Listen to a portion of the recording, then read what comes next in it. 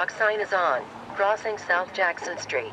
At Jackson and 23rd, at 23rd and East Union, and along 21st Avenue 2, the message is there's more work to do in Seattle's Central District. That feeling is strong on this corner, a place that was the scene of a shooting on May 10th.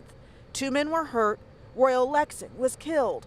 This is one of the reasons why the community came together. It's important to me because people are dying.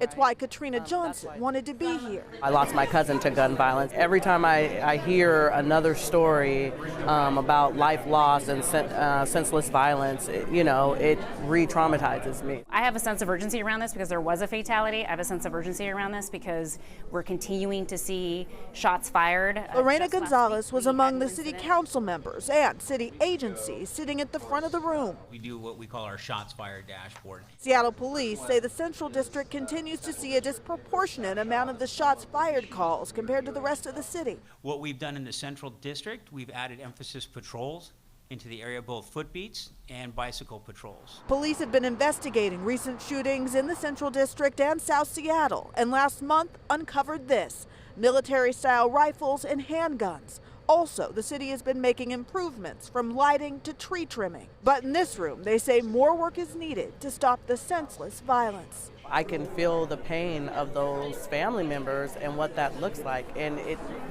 it's heartbreaking. In Seattle, Natalie Swaby, King 5 News.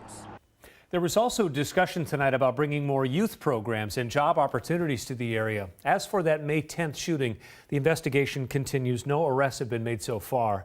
Police plan to continue their emphasis patrols in the Central District.